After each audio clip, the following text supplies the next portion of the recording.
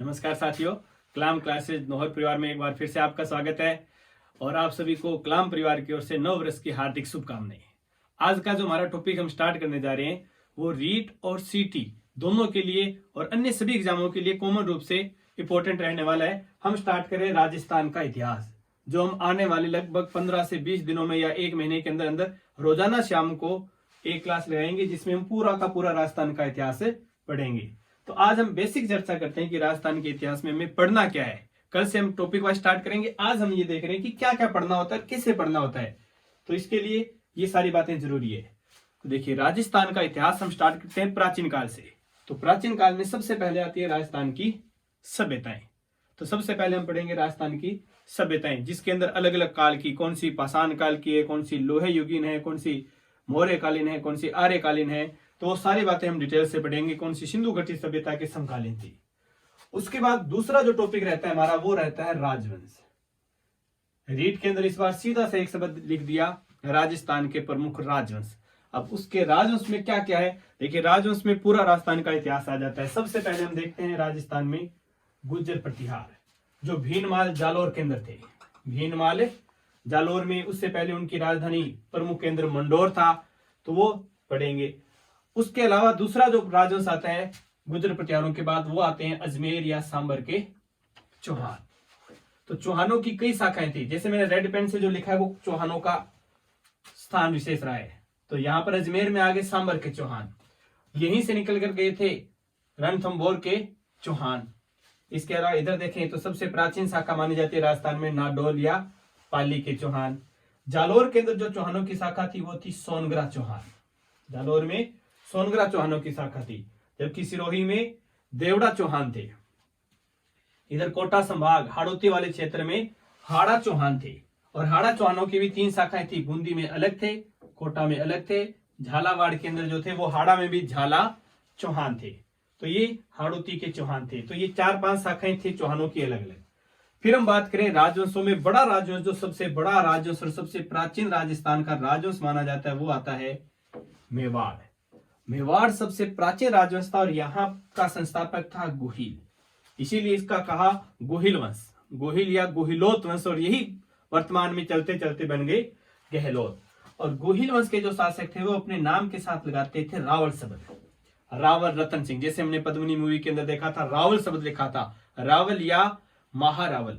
यहीं से एक शाखा अलग हुई थी कभी सिसोदा गांव में, वो कहलाने लगे थे सिसोदिया। और सिसोदिया जो वंश था वो अपने नाम के साथ लगाता था राणा या महाराणा। जैसे हम पढ़ते हैं राणा सांगा या महाराणा सांगा, महाराणा प्रताप। तो इधर वाले शासक तो रावल लगाएंगे और सिसोदिया वंश के शासक अपने नाम के साथ लगाएंगे राणा या महाराणा। तो ये मेवाड़ के अंदर 2 वंश पढ़ेंगे हम, गुहिल और सिसोदिया। इसी के समकालीन, यानी कि इसी के समकालीन पढ़ेंगे हम मारवाड़। तो मारवाड़ के अंदर था राठौड़ वंश, और राठौड़ अपने नाम के साथ लगाते थे राव। और यहीं से निकला था बीकानेर के राठौड़। तो बीकानेर में भी राठौड़ है, तो वो भी क्या लगाएंगे अपने नाम के साथ है राव। और इन्हीं के समकालीन यहां पर फैल रहा था ढूंढाड़ या आमेर में कछवा। यानी कि ये 3 प्रमुख या 4 प्रमुख राजवंश राजस्थान में मुगलों के समय थे। मेवाड़ था, मारवाड़ था, बीकानेर था और आमेर था। थे बाकी भी, लेकिन वो उस समय छोटे राज्य थे, लेकिन ये 4 बड़ी रियासतें थी। तो ढूंढाड़ या आमेर के शासक थे जो कछवा वंश के थे, और ये अपने नाम के साथ कोई पर्टिकुलर शब्द नहीं लगाते थे। यहां पर वही शब्द प्रयोग कर रहे थे जो किसी उनके एक व्यक्ति को उपाधि मिल गई, उसके बाद वाले वंश जो है वही उपाधि का प्रयोग करते रहते। जैसे स्टार्टिंग में इनको उपाधि मिली थी एक मिर्जा राजा, मान सिंह को एक उपाधि दी गई थी मिर्जा राजा की। तो उसके बाद वाले जो शासक आए थे उन्होंने इसी मिर्जा राजा की उपाधि को धारण किया। फिर वहां पर एक शासक आया था जय सिंह द्वितीय, उसे एक उपाधि मिली सवाई की। तो बाद वाले शासक सवाई की उपाधि लगाने लग गए कि सवाई जय सिंह द्वितीय। उसके बाद वाले जो शासक हुए थे सवाई माधो सिंह, सवाई ईश्वरी सिंह, सवाई प्रताप सिंह। तो यानी कि सवाई की उपाधि का प्रयोग है, या कोई मिर्जा राजा की भी। लेकिन ये 2 उपाधियों का प्रयोग ना कर कई शासकों ने अलग से उपाधि का प्रयोग किया था, और वो थी महाराजा। और ये भी एग्जाम में पूछा गया था कि हवा महल का निर्माण किसने करवाया था, तो प्रताप सिंह ने। अब प्रताप सिंह तो था, एक में महाराजा प्रताप सिंह लिख दिया, एक में महाराणा प्रताप सिंह था, एक में महाराव प्रताप सिंह था, और एक में महारावल प्रताप सिंह। तो राणा, रावल या राव आए, तो ये तो इधर के तो यहाँ का ना तो मिर्जा लगाया ना सिवाई लगाया, तो क्या लगा दिया सीधा महाराजा। तो आमेर के जो शासक है वो इस शब्द का प्रयोग करेंगे। ये 4-5 राजवंश साथ साथ में चलते गए। इनके साथ ही छोटे छोटे राजवंश और बढ़ गए। जैसलमेर के अंदर भाटियों ने अपना साम्राज्य, जैसे मारवाड़ कमजोर हुआ जैसलमेर में भाटी आ गई। बीच में टोंक था, टोंक एकमात्र राजस्थान की मुस्लिम रियासत बन जाती है। टोंक में पिंडारियों का दबदबा था। करौली के अंदर यादव थे। इधर भरतपुर धौलपुर वाली ये 2 जाट रियासतें थी। तो इस प्रकार ये राजस्थान के सारे राजवंश हम पढ़ेंगे। हमारा टॉपिक एक ही नाम दिया हुआ है, राजवंश, लेकिन इसमें पूरा का पूरा वीर गाथा काल, जो राजस्थान में वीर गाथा वीरों की जो कहानी है वो सारी इसी राजवंश के अंदर आती है। तो ये था हमारा राजवंश। इसके बाद हम रियासतें पढ़ते हैं और इन राजवंशों पर अंग्रेजों ने हुकूमत की। तो फिर अंग्रेजों के साथ संधि की 1818 में, जिसको एक नाम ही दे दिया 1818 की संधियां। क्यों दिया?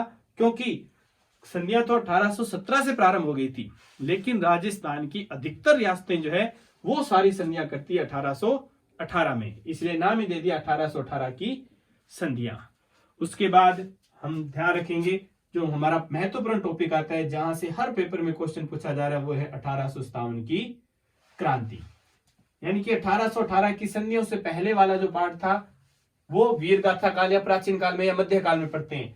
इसके बाद आ जाता है आधुनिक काल। कौन सा काल आ जाता है यहां से? हमारा आधुनिक। और आजकल जो एग्जाम के क्वेश्चन आ रहे हैं वो इसी आधुनिक काल से पूछे जा रहे हैं। आधुनिक काल में कौन कौन से टॉपिक है ये हमारे लिए मोस्ट इंपोर्टेंट होने वाले हैं। तो देखिए 1818 की संधियां, किसान और जनजाति आंदोलन है, प्रजामंडल आंदोलन रहेंगे, प्रमुख क्रांतिकारी, जितने भी समय क्रांतिकारी हुए थे 1857 की क्रांति के समय हो, जनजातीय प्रजामंडल आंदोलन के समय, जितने भी क्रांतिकारी हुए राजस्थान से वो सारे, जैसे ये बारहट परिवार था, केसरी सिंह बारहट, जोरावर सिंह बारहट, प्रताप सिंह बारहट, तो और भी जो भी क्रांतिकारी हुए थे, इन क्रांतियों द्वारा गठित की गई संस्थाएं, इनके द्वारा प्रकाशित पत्र पत्रिकाएं, समाचार पत्र। और फिर हम देखेंगे राजस्थान का एकीकरण, और एकीकरण के बाद में लास्ट में देखेंगे हम राजस्थान के अंदर महिलाओं की प्रमुख भूमिका, जिसके अंदर इस राजवंशों के समय जो प्रमुख है, जैसे पन्ना धाय है, गौरा धाय है, और इसके समय जैसे हमारे यहाँ पर किशोरी देवी आएगी, नारायणी देवी आएगी, जो क्रांतिकारियों के समय ही रहेगी, वो सारी जितनी भी प्रमुख महिलाएं हैं वो हम यहाँ पर देखेंगे। तो ये हमारा रहेगा।